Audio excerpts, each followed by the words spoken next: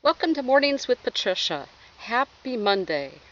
I've just had a delightful Sunday evening. Um, um, my son and his wife came over, and my mother-in-law, and Sunday evenings and Sundays are usually the weekends too, are our family time.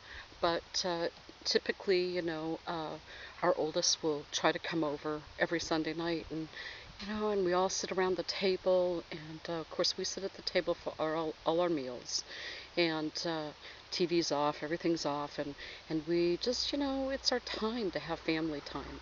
So anyway, just thinking about that and how much that makes me happy, and I missed you last week. I'm sorry that I came down with the flu, and but I'm feeling much better. So today I want to talk about, because people have asked me about, how do I find a teacher? So if you don't have a teacher, and then I just want to talk about teachers in general today. What does it kind of mean to be a teacher, maybe, and how do you find the teacher, and what do you do when you do find a teacher, right? Be careful what you ask for. So anyway, I I've had many teachers, but but you always have that one special teacher in your life, and all the other teachers have influenced you, and I think you go along, you have your teachers until, I don't think I mean, I used to say, I hope my students outgrow me, the ones that I was a teacher to. Whoops, almost lost my glasses. Um, but I think what it is you're just at different stages in your life, so the right teacher appears, and sometimes that teacher is forever. And I've told you about my teacher Shriyam and how he appeared, and I really wasn't asking for a teacher at that time, but I'd heard that a teacher was coming in. But when you're asking for a teacher, the biggest thing is to be patient, to be very patient, because you really don't know, who that teacher is going to be, and what they're going to bring to your life. And teachers change your life. You think you want change, but sometimes you're not really prepared for how deep the change is. That's life. I mean, life gives you a bunch of different things, right? A bunch of different things, happy, sad, and otherwise, and gives you all of these scenarios, and some of those scenarios can cause deep suffering, and very, very deep experiences. The thing I think that most teachers ask us to look at is, okay, I have this experience. What is here for me to know? What is here for me to experience with that? And what's the gift? What's the gift? Because the things that really look terrible sometimes are the deepest, deepest gifts. I'm going to read to you. uh, this is called Living Deeply, The Art and Science of Transformation in Everyday Life. And it's based on a decade-long research program at the Institute of Noetic Sciences. And so they're talking with a lot of different people, and they happen to be talking with Gangaji in this excerpt that I'm going to read to you. um, so it, before I read her piece, I'll just read this. It says, entering the realm of silence requires that you pay attention to your daily rhythms and natural cycles. Spiritual teacher Gangaji shared with us the story of how her teacher taught her to find her natural rhythm and state of being by slowing down to a complete stop. So here's Gangaji. I met Papaji at a time when I was earnestly asking for a teacher. For me, it was essential that I meet him. I had tried many different paths, and I had had many beautiful experiences. Still, the transformation I was working for had not yet established.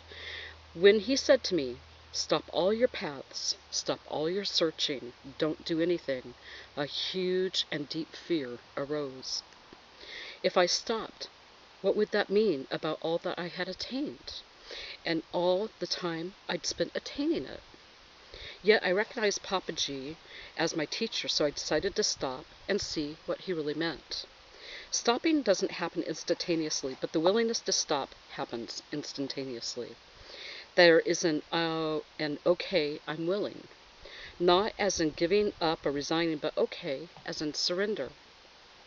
In that moment of surrender, I discovered how much mental, physical, and emotional attention had been about getting something for me, my happiness, my fulfillment, my enlightenment, or keeping away my unhappiness, my lack of fulfillment, my ignorance.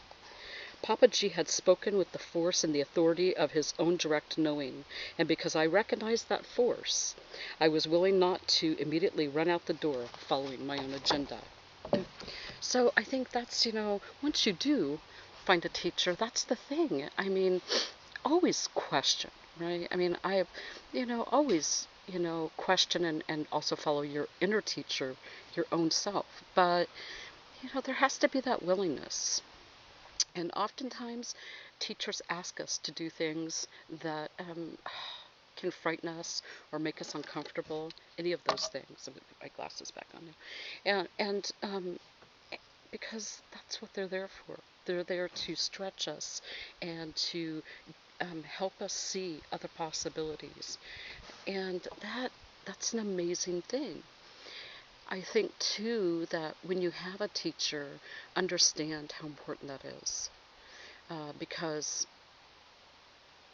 I've often, as growing up, I would hear people say, oh, if I had only been, around Jesus, if I had been one of those 12 disciples, that would have been amazing. Well, yeah, it would have been, but here's the thing.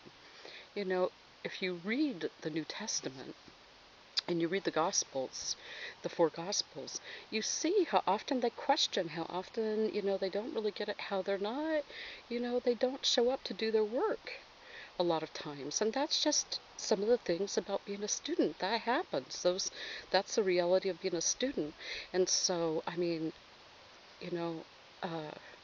I guess what I'm saying is, notice, you don't, Jesus was this master teacher, but your teacher is your master teacher, for the moment at least. And just listen, right? And be willing to stretch yourself.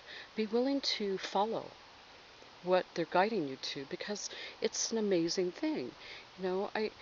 Again, I think in the West, because I come from, and follow the Hindu path, I see interesting things in the West of people with their teachers, and they're know that you have a real teacher. That's the other thing. Don't just be taken in because somebody, has a really good line, or they, yeah. A teacher is a teacher. They're there to help you. They're not there to get their own glory. They're there to help everyone. They're not there about their own glory. There won't be, a true teacher doesn't have a big ego. It doesn't, if you tell your teacher, oh, you're so wonderful, those sorts of things, there's gratitude. That's nice. But I don't know how really to explain this. It's not that you shouldn't show your teacher that you care about them, but the teacher, a true teacher, really doesn't care a whole lot about those sorts of things, because they're not attached to anything. I remember a verse in the Bible where in the New Testament, where people tell Jesus that he's good, and he's like, I just, good. It's not me. It's my Father who is good, and so through my Father, all good is possible. So, and it's not humility. That's just the truth. But being a teacher is a really huge responsibility, because somebody else has not only placed themselves in your care, but it becomes a really huge responsibility, because you have to help them stand on their own 2 feet. And sometimes that is painful for them. That's really painful, because they want to keep tied to you. They want to be with you. They want to stay with you. And sometimes the best thing you can do is to teach them that, they're strong within themselves. So why am I talking about teachers and teaching today? Well, I guess because, all of us have the ability to to help someone else, to be a teacher for someone else. And maybe you're at a point in your life, and I don't know this, but that, if you don't have a teacher, you're looking for one. But know that, that this sort of thing this is a major commitment, a major undertaking, because it's not just about committing with the teacher. Seriously, it's about the fact that your life changes, and look, it doesn't, it's not always feel so good, right? If you sometimes if you think you're miserable and unhappy now, oh my goodness, some of the things that you learn while you are with a teacher is can just rip you apart, right? And sometimes the things that you learn just look like a series of really unfortunate events or painful things, but underneath that and the bliss and everything else, there's usually a key or a thread of suffering, and it's that which you need to uncover. And that's what a teacher will help you do, is to uncover your thread of suffering, and to get the stuff out of the way so that you can take a look at that. Because if you can uncover your thread of suffering, then you come to a state of good and deep knowing, a state of true bliss of who you really are. And there are times when you feel pretty close to that, and then there's still some more work to do. So we're all on this amazing path. We're all on this amazing journey to uncover. But I think what Gangaji said here is so important, because obviously, as she's going through everything, she's made it all about her bliss, her knowing, the things she's achieved, the things that she's trying to avoid. And when you stop all that. I felt that shift, that energetic shift. When you just stop scrambling, either towards your good or away from the things you fear, just stop. Then amazing things come to you. Amazing enlightenment comes to you.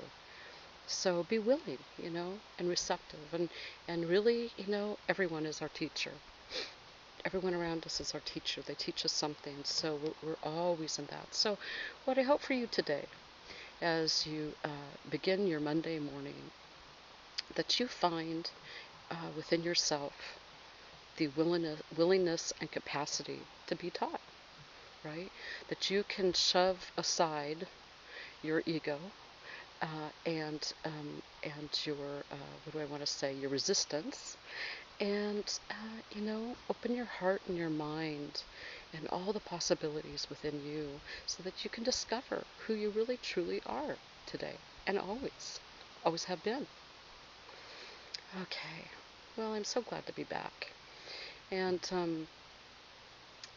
so I hope you have, I know you will, a magical, marvelous Monday.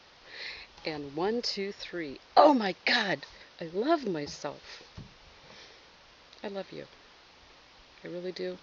And just have a really blessed day, and I'll see you tomorrow.